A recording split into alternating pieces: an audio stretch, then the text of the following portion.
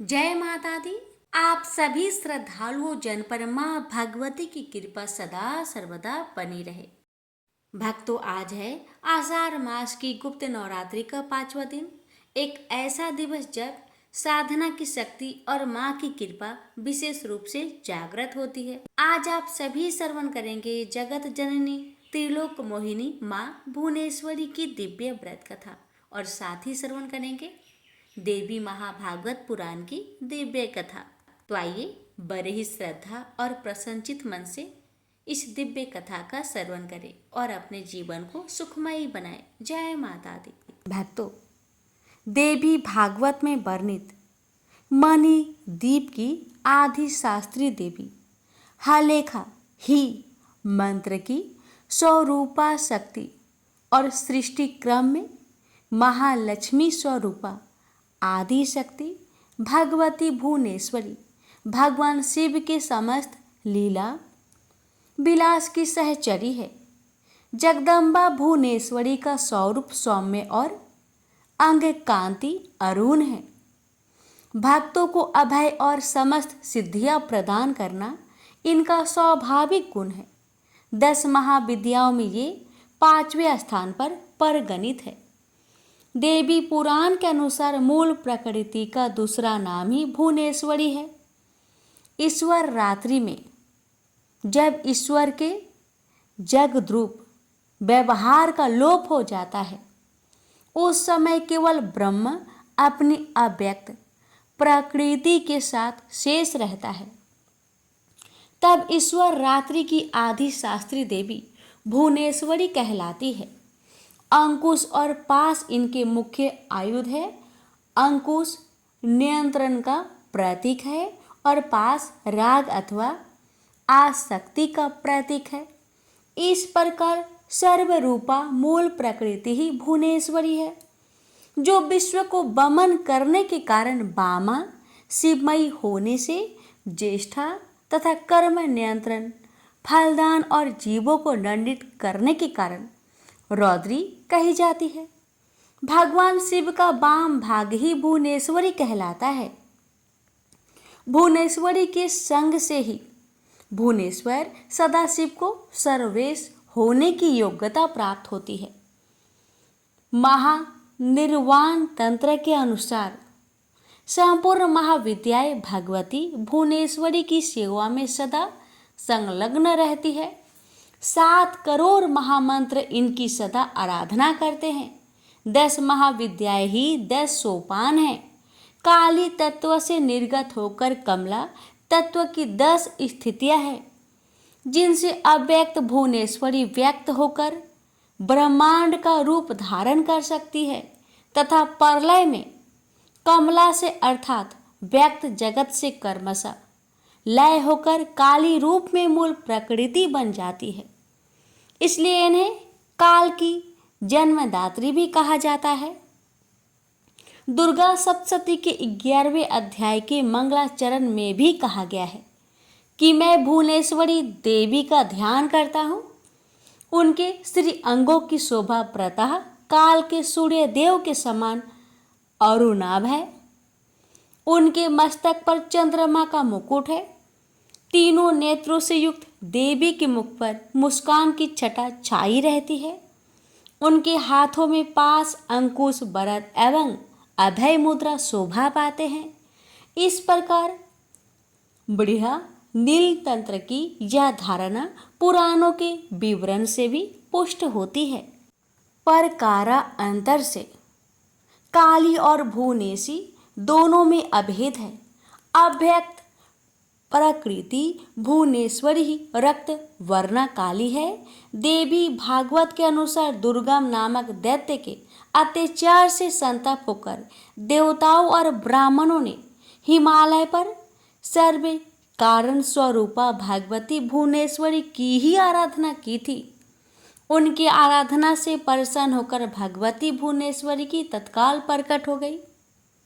वे अपने हाथों में बाण कमल पुष्प तथा शाक मूल लिए हुए थी। उन्होंने अपने नेत्र से अश्रु जल की सहस्त्र धाराएं प्रकट की। इस जल से भूमंडल के सभी प्राणी तृप्त हो गए।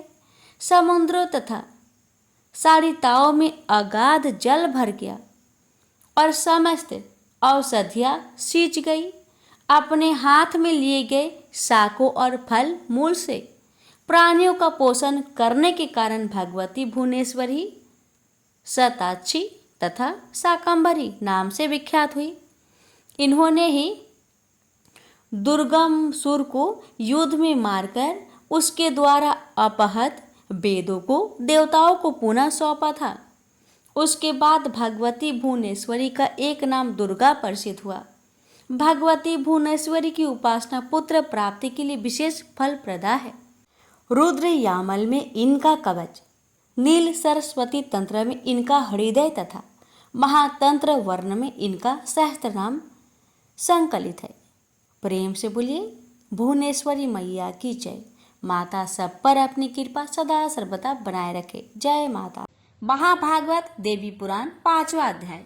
इस अध्याय में दक्ष प्रजापति की शिव के प्रति देश बुद्धि, महर्षि दधीचि द्वारा दक्ष को समझाना तथा भगवान शिव के महात्म्य को बताना आदि बातें हैं। श्री महादेव जी बोले, तदंतर भगवान शंकर और सती की भर्त्सना करते हुए क्षीण पुण्य वाले दक्ष प्रजापति दुख से व्याकुल होकर रोने लगे। मुनिश्रेष्ठ, दुख से संतप हृदय वाले उन दक्ष को देखकर शिव जी की भक्ति में तत्पर रहने वाले परम ज्ञानी मुनि दधीचि ने उनसे यह वचन कहा। दधीचि बोले, मोह के कारण परम शिव तथा सती की सत्व को न जानकर आप क्यों रो रहे हैं? आपके महान भाग्य से ही ये सती आपके घर में पुत्री रूप में उत्पन्न हुई है। ये सती साक्षात निराकार आदि प्रकृति ही है और शिव साक्षात परम पुरुष है। इसमें आप लेश मात्र भी संदेह न करें।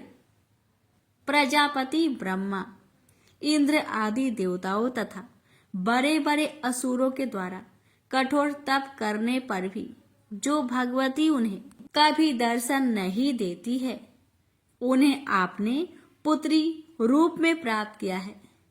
मोह में पड़कर उन सती को बिना जाने आप उनकी निंदा क्यों कर रहे हैं?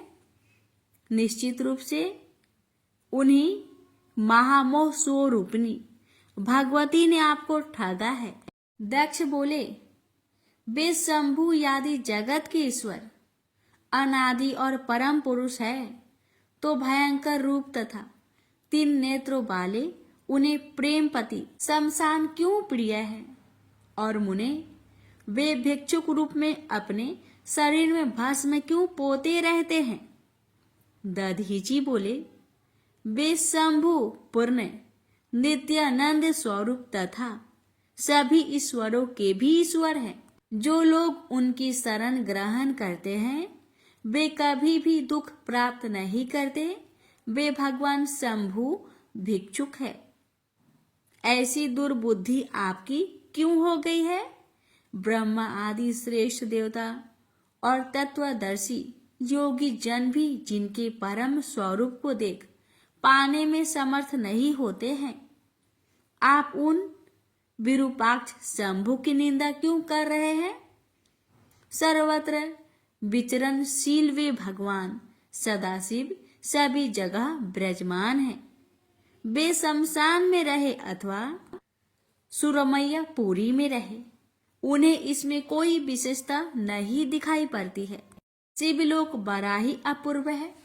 वह ब्रह्मा विष्णु आदि के लिए भी दुर्लभ है। वैकुंठ ब्रह्मलोक तथा स्वर्ग उस शिवलोक की एक कला के भी तुल्य नहीं है।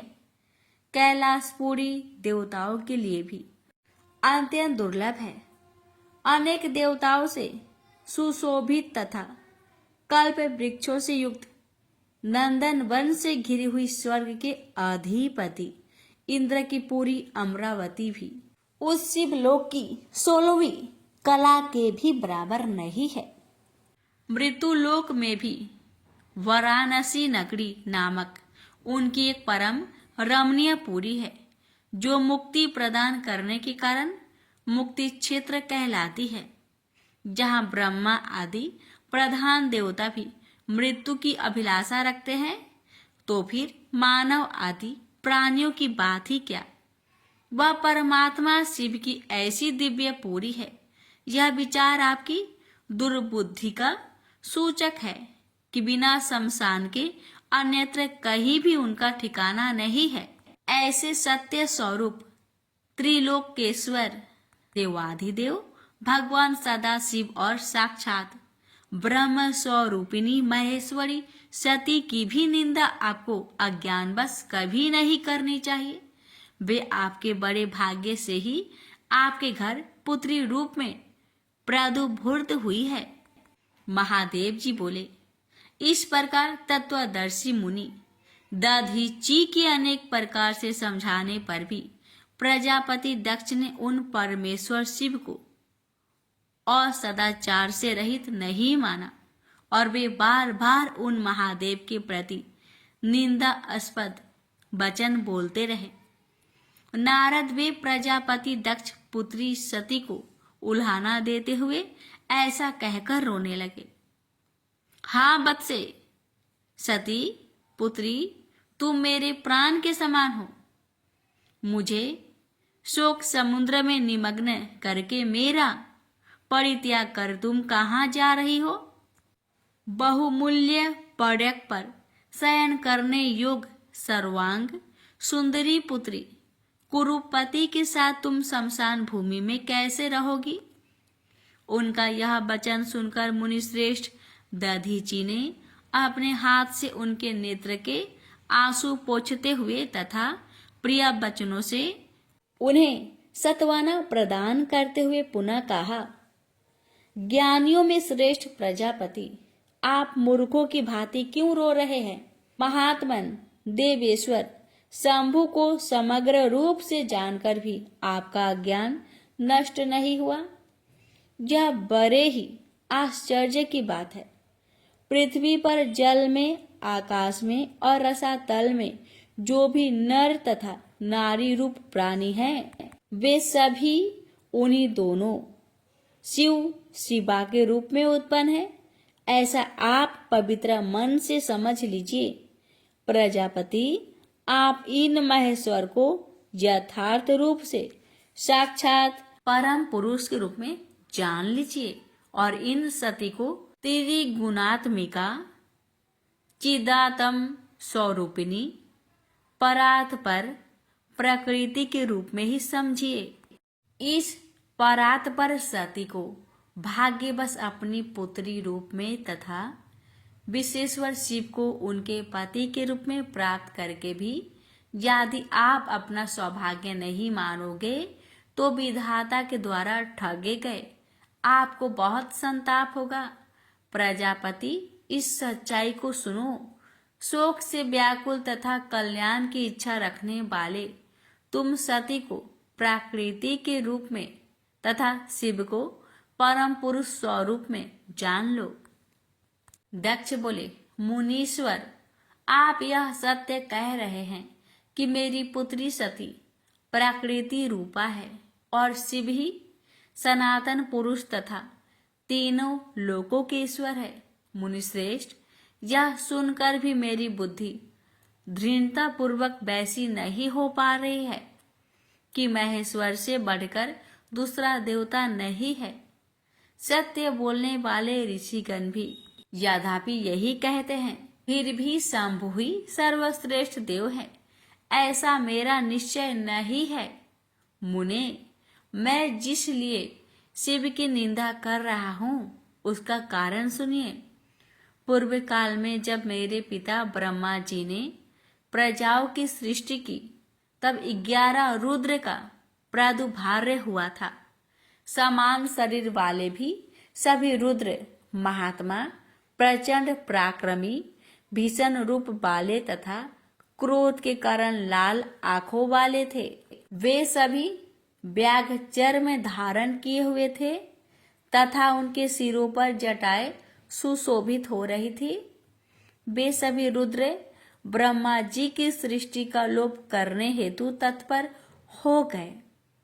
तब सृष्टि के लोप के लिए उद्धत उन रुद्र को देखकर ब्रह्मा जी ने आज्ञा देकर उन्हें शांत किया और मुझसे जोर देकर कहा, भयंकर कर्म वाले ये रुद्र जिस भी तरह से शांत हो जाए, तुम शीघ्र ही वैसा उपाय करो। पुत्र, मेरा आज्ञा से तुम इन्हें बस में करो। ब्रह्मा जी के इस प्रकार के वचन से भयभीत वे सभी भीषण पराक्रम वाले रुद्र मेरे अधीन हो गए और उनका बल तथा पराक्रम क्षीण हो गया। महामुने, उसी समय में मुझ में शिव के प्रति अनादर भाव उत्पन्न हो गया। मेरी आज्ञा के अधीन रहने वाले प्रचंड पराक्रमी ये रुद्र जिसके अंश से उत्पन्न हुए हैं, मेरे समक्ष उसकी क्या श्रेष्ठता है। मेरी पुत्री सती रूप तथा गुण से जिस प्रकार की है उसे तो आप भली भांति जानते ही हैं। अब मैं आपसे और क्या कहूं? क्या मेरी आज्ञा के अधीन रहने वाला शिव उस कन्या की योग वर हो सकता है? सतपात्र को दिया गया दान पुण्य और यश बढ़ाने वाला होता है। इसलिए बुद्धिमान पुरुष को चाहिए कि योग पात्र देखकर ही उसे अपनी कन्या प्रदान करे। महामुने, बंधु बांधवों को साथ में लेकर वर के रूप, स्वभाव तथा कुल पर सम्यक विचार करने के बाद ही प्राज्ञ पुरुष को अपनी कन्या सत्पात्र को देनी चाहिए। इन्हीं सभी बातों पर विचार करके मैंने पूर्व में सती के स्वयंवर में कुल तथा शील से रहित उस शिव को आमंत्रित नहीं किया था। सुनिए, मेरे मन में जो कुछ भी है उसे आपको साफ साफ बता रहा हूं। जिसके अंश से मेरी आज्ञा के वशीभूत ये महारुद्र उत्पन्न हुए हैं, वह शिव जब तक इनके साथ मेरे पास आता रहेगा तब तक मैं उनके प्रति ईर्ष्या रखूंगा। ये सच सच कह रहा हूं। जब ये शंभु उस विदेश का फल प्रदान करने में समर्थ हो जाएंगे तभी मैं उनकी पूजा करूंगा। ये मेरी दृढ़ प्रतिज्ञा है। श्री महादेव जी बोले। दक्ष का यह वचन सुनकर वे मुनीश्वर दधीची अपने मन में सोचने लगे कि भवानी तथा शिव ने इस महामूर्ख प्रजापति दक्ष को निश्चय ही अपनी कृपा से वंचित कर दिया है। जो लोग मन, वाणी और कर्म से सती और महेश्वर का आश्रय ग्रहण करते हैं, वे भी मोह में पड़ जाने के कारण उन्हें भली भांति जानने में समर्थ नहीं हो पाते।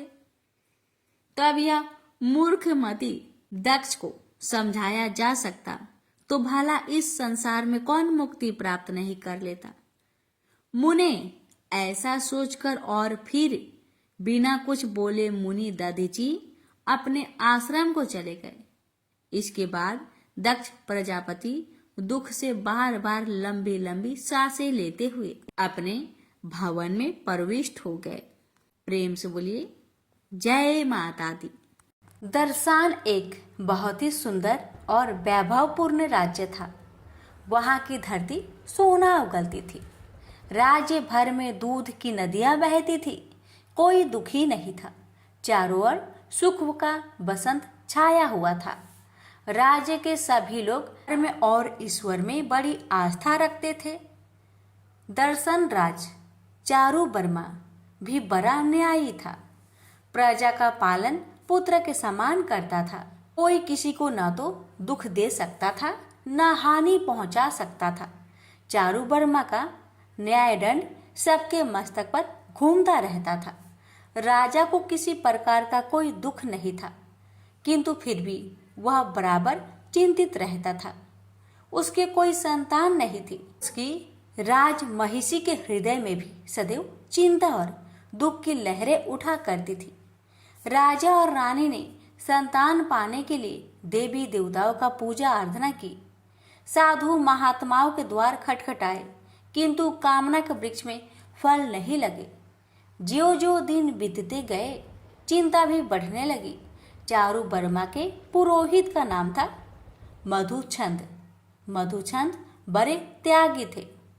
वे बस्ती के बाहर कुटिया बनाकर रहते थे। थोड़ी सी भूमि थी, उसी में वे अन्न उपजाते थे और जो कुछ पैदा होता था उसी से अपना जीवन निर्वाह करते थे। राजपुरोहित चारू वर्मा के दुख से अवगत थे। वे जानते थे कि राजा और रानी दोनों को संतानहीनता की चिंता निरंतर दुख पहुंचाया करती है, पर उन्हें दृढ़ विश्वास था कि एक दिन ऐसा आएगा जब राजा की चिंता दूर हो जाएगी और उन्हें संतान की प्राप्ति होगी। संध्या का समय था। राजा और रानी दोनों घूमने के लिए बाहर निकले। दोनों घूमते घूमते राजपुरोहित की कुटिया के द्वार पर जा पहुंचे। राजपुरोहित ने उठकर स्वागत किया और बैठने के लिए आसन प्रदान किया। राजपुरोहित के समक्ष आसन पर बैठते ही रानी की आंखें आंसुओं से भर गई। आंसुओं की बूंदें कपोले से होती हुई नीचे गिरने लगी। राजपुरोहित ने रानी की ओर देखते हुए प्रश्न किया, क्या बात है महारानी, आपके नेत्र से अश्रु बूंदें क्यों गिर रही है? रानी ने भरे हुए कंठ से कहा, राजपुरोहित जी, आप तो सब कुछ जानते हैं। रानी की बात सुनकर राजपुरोहित विचारों के सागर में डूब गए। वे कुछ क्षणों तक सोचते रहे, फिर बोले, महारानी आप चिंता ना करें, आप भगवती दुर्गा की आराधना करें। माँ दुर्गा की कृपा से आपकी सोनी गोद अवश्य किलकारियों से भर उठेगी। रानी उसी दिन से माँ दुर्गा की आराधना में लग गई। दिन में आराधना, रात में आराधना, खाते पीते सोते जागते हर समय माँ दुर्गा की वंदना। आखिर भगवती दुर्गा प्रसन्न हुई। सपने में प्रकट होकर बोली, मैं तुम पर प्रसन्न हूँ, मांगो क्या चाहिए। रानी ने सजल नयन से उत्तर दिया, माँ मेरी गोद सुनी है, मुझ पर कृपा करो। भगवती दुर्गा का हृदय दया से उमड़ उठा। उन्होंने रानी के मस्तक पर हाथ रखते हुए कहा, पुत्री तुम्हारी कामना अवश्य पूरी होगी। माँ दुर्गा के आशीर्वाद से रानी की कोख से एक पुत्री ने जन्म लिया। जिस प्रकार बसंत के आगमन से उजड़ी हुई वाटिका खिलखिला उठती है, बालिका के जन्म से रानी और राजा के जीवन में नई बहार आ गई। राजा ने अपनी पुत्री का नाम सुमना रखा। सुमना केवल सुमना ही नहीं थी, रूप और सुंदरता की लड़ी भी थी। जो भी देखता उसकी आंखें उसके रूप में अटक जाती। सुमना धीरे धीरे वय की सीढ़ियां लांघने लगी। वह विवाह के योग हुई। उसके रूप और सौंदर्य की मधु गंध चारों ओर छिटक पड़ी। देश विदेश के राजकुमार उसे पाने के लिए ललचा उठे। चारू वर्मा ने सुमना के विवाह का स्वयंवर रचा। देश विदेश के राजकुमार स्वयंवर में आए। सबने मन में सुमना को पाने की अभिलाषा ज्वार की तरह उठ रही थी। सुमना हाथ में बरमाला लिए स्वयंवर मंडप में घूमने लगी। उस्मान ने सोचा कि सुमना उसी के गले में बरमाला डालेगी। महानाद ने भी सोचा कि सुमना उसी को स्वीकार करेगी, पर सुमना ने न तो बस्पुमान के गले में बरमाला डाली, न उसने महानाद को ही स्वीकार किया। वह वैवस्वत मनु के पोते दम कुमार को देखकर मुस्कुराई। देखते ही देखते उसके गले में बरमाला डाल दी। दम कुमार बारात लेने अपने राज्य में चला गया, पर उसके आने से पूर्व ही बस्पुमान और महानाद ने सुमना का अपहरण कर लिया। वे उसे एक वन में ले गए और कड़े पहरे में रखकर उसे अपनी पत्नी बनाने के लिए विवश करने लगे। उधर जब दम कुमार बारात लेकर आया तो सुमना के अपहरण के बारे में मालूम हुआ कि भुजाएं भड़क उठी। घोड़े पर सवार हो वह सुमना की खोज में निकल पड़ा। वह घोड़े को बेग से दौड़ाता हुआ वन में उस जगह जा पहुंचा जहां सुमना कड़े पहरे में रखी हुई थी। दम कुमार हाथ में खड़क लेकर बस्पुमान और महानाद पर टूट पड़ा। भयंकर युद्ध होने लगा। दम कुमार अकेला था। उधर वपुष्मान और महानाद के साथ थे। उनके कई साथी दम कुमार धीरे धीरे थकने लगे। ऐसा लगा जैसे वह रण के मैदान में गिर पड़ेगा। व्याकुल हो उठी। उसने सजल आंखों से भगवती दुर्गा का स्मरण किया। माँ, मेरे सौभाग्य की रक्षा करो। माँ दुर्गा की कृपा से दम कुमार की थकी हुई भुजाओं में नया जोश लहर उठा। वह काल की तरह प्रचंड बनकर शत्रु पर टूट पड़ा। देखते ही देखते उसने सबको मौत के घाट उतार दिया। इस समय चारू वर्मा भी अपने सैनिकों के साथ वहां आ पहुंचा। उसने दम कुमार की पीठ थपथपाते हुए कहा, मुझे तुम पर गर्व है। सुमना ने तुम्हारा ठीक ही वरण किया है। माँ दुर्गा की कृपा से चारू वर्मा ने बड़ी धूमधाम के साथ सुमना का विवाह दम कुमार के साथ कर दिया। फिर दोनों का जीवन उसी प्रकार व्यतीत हुआ जिस प्रकार बसंत के दिनों में वृक्षों की डालियां विकसित होती है। प्रेम से बोलिए भगवती दुर्गा की जय।